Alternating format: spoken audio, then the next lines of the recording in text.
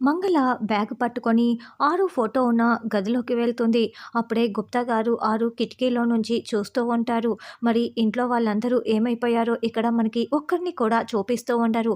మంగళ మాత్రమే ఆరు ఫోటో దగ్గరికి వెళ్ళి తను తీసుకొచ్చిన బ్యాగ్‌లో నుంచి అస్థికల్ని బయటికి తీస్తూ ఉంటుంది. అంతకు ముందుగానే చెంబ, గోర ఇద్దరూ కూడా మంగళని కలిసి ఉంటారు. "నువ్వు అమరేంద్ర ఇంట్లోకి వెళ్ళాలి. ఇదిగో ఇందులో చితాభస్మం ఉంది" అని ఒక చిన్న కుండని మంగళ చేతిలో పెడతారు. ఆ అరుంధతి ఫోటో దగ్గర ఉన్న ఆ అరుంధతి అస్థికల్ని నువ్వు తీసుకొని వాటి ప్లేస్‌లో ఈ చితాభస్మం ఉన్న కుండని పెట్టేసేయి.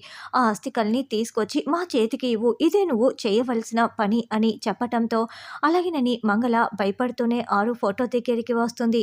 నేరుగా తాను తీసుకొచ్చిన అస్థికల కుండని అక్కడ పెట్టేసి ఆరు అస్థికల్ని బ్యాగ్‌లో పెట్టుకొని ఎవరూ చూడకముందే ఇంట్లో నుంచి బయటికి వస్తూ ఉంటుంది.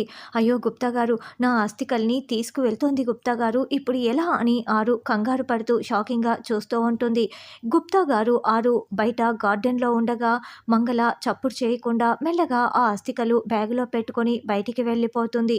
ఇప్పుడు ఏం చేయాలని ఆరు బాధపడుతూ ఉంటుంది.